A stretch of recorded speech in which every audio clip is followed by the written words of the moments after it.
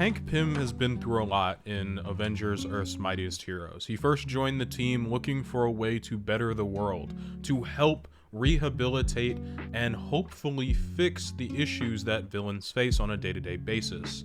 And unfortunately, that didn't happen. As a matter of fact, he ended up creating a living death machine known as Ultron, something that would go on to impact him a lot mentally, but also physically. He doesn't sleep well, he doesn't take care of himself very well, and it shows. Hank even left the Avengers team, citing that he doesn't believe in what he's doing there anymore. He doesn't believe he's helping people, especially with the one device he had created hoping to truly help people, that being Ultron. And while Hank may not have been able to protect the world using Ultron, today's sponsor Aura will make sure that your online information is protected and secure.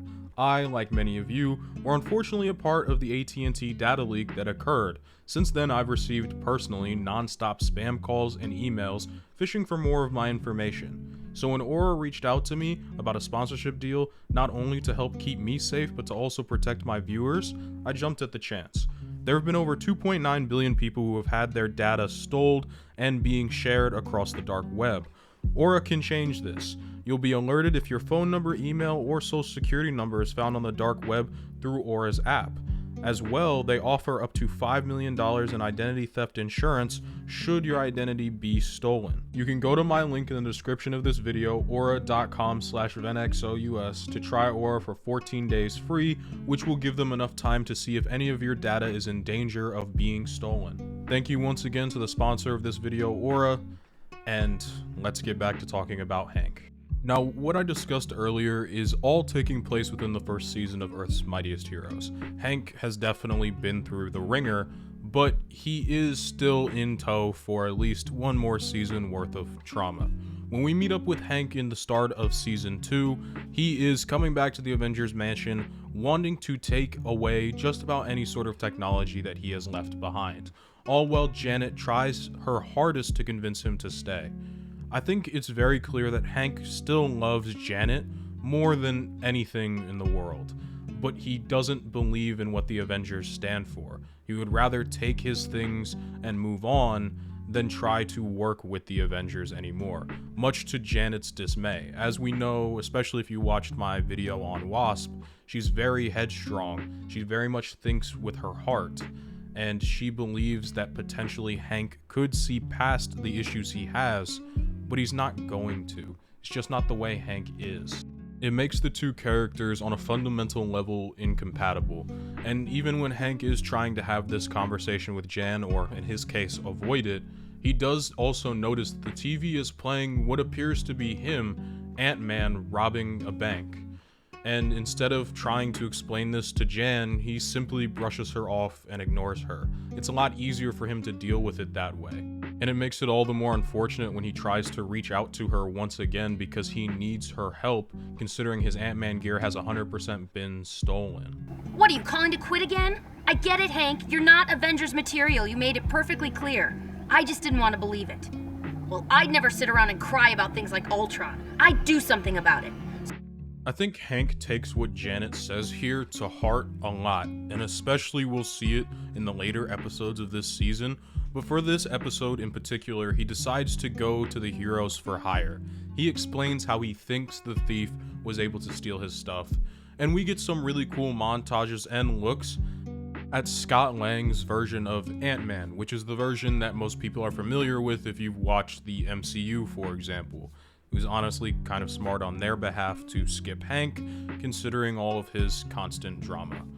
Regardless, Scott Lang had ended up using a prototype that Hank had been developing, in which would shrink the money to a size that he would be able to pick up as Ant-Man, but unfortunately, Hank's device just wasn't finished yet. Now, Hank does have a finished version of the tech, but he wasn't keeping it with his Ant-Man suit, and if you have noticed, the color scheme is a little different. Now, Hank did end up hiring both Luke Cage and Iron Fist, which is really cool. It's just a nice piece of world building that makes season 2 feel more broad and alive. They've already shown us the Fantastic Four, and now they're showing us Heroes for Hire. a group that I wish got more screen time, because I love Iron Fist and Luke Cage as a duo, one of my favorites, but we're getting a little off track. Hank, underneath all of this stress, underneath being separated from Jan, and as well as all of the things he dealt with in the first season, is genuinely starting to lose it a little bit.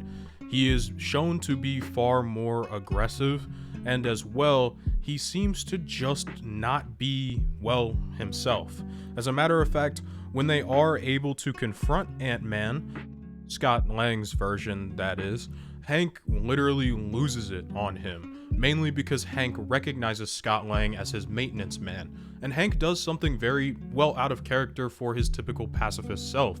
Hank attacks him aggressively, he starts demanding things from him, and he's acting more like a hero for hire and less like Hank Pym, the Ant-Man. As a matter of fact, that was a big proponent of this episode, as Hank is starting to act differently. He is definitely depressed throughout a majority of this episode. Now, we do get Scott Lang's motivation for why he is doing this. His daughter is extremely sick. He has to steal to support her medical needs. But he recently got out of prison and has recently stopped stealing. But when they kidnapped his daughter, he needed some way to make the money fast, and he knew that Hank Pym was Ant-Man, and so he stole his identity. Hank desperately wants to help. Now we're seeing more of Hank Pym and less of whatever he was doing before. Hank wants to help Ant-Man out, but unfortunately Scott Lang doesn't believe that he can. And so Scott goes by himself to try and give the money in order to get his daughter back. That's all Scott Lang really cares about. But Hank isn't just going to let this dude hold hostage a little girl while Ant-Man does nothing. Hank ends up showing up with the Heroes for Hire and is there to help Scott Lang get through all of this. And it's highly successful. Scott Lang gets his daughter back and the revenge on the man that has been holding his life hostage, and Hank gets to clear his name and ensure that his technology isn't in the hands of evil. And as well, Hank also sees this as his way of being able to pass the torch of Ant-Man onto someone else. A way that he doesn't have to be Ant-Man anymore. Ant-Man was on an undercover mission for the Avengers. They'll explain the bank robberies to the police. I'm not Ant-Man. You are now. And all in the process, Hank was also able to complete the piece of technology that Scott Lang had used previously, a device that can shrink things to a sub-microscopic level, and that opens an interesting door for Hank, potentially a new life. Hank ends up inviting the Avengers multiple episodes later over to his lab. He desperately wants to show them something. Now, personally, with hindsight, I don't think that Hank is being very serious when he's trying to show his new prison system to the Avengers. I don't think he's actually trying to show them anything, but instead cover up for the fact that he's about to fake his own death. Or maybe he really did kill himself. Either way, the dude sounds crazy. This time I'm the warden. I will be in control of the prison. I'll make sure nothing goes wrong. Both Janet and Tony, who were fairly close friends of Hank, see that he's pretty much gone off the deep end and don't want to help him do any of this at all.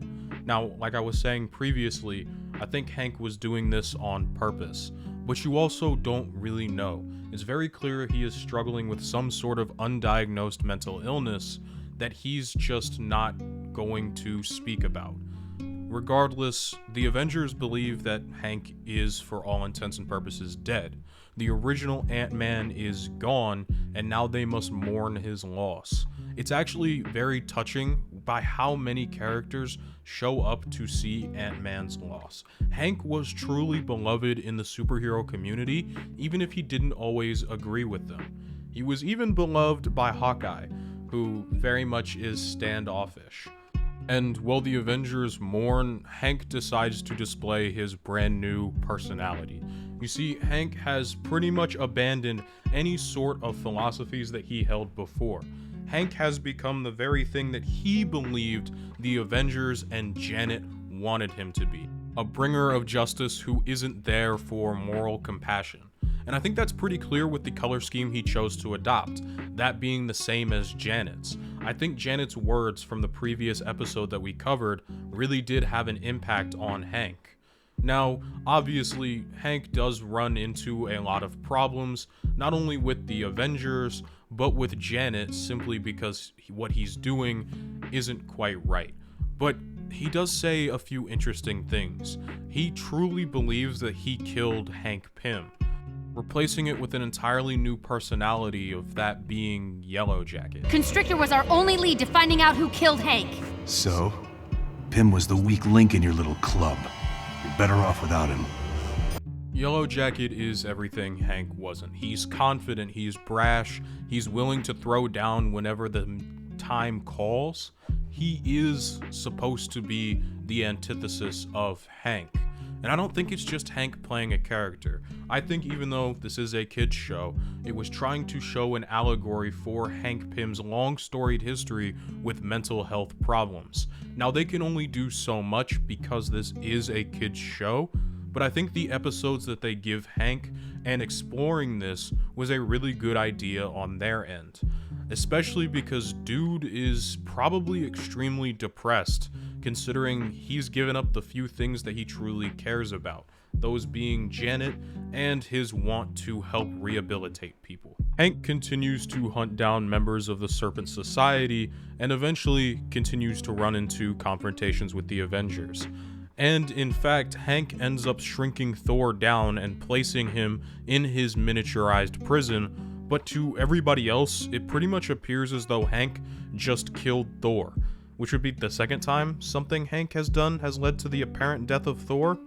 And it's through this confrontation that Hank is revealed to be Yellowjacket. I just shut down an Asgardian. You said I wasn't tough enough. Looks like I'm tougher than all of you. Don't even, Clint. I mean it.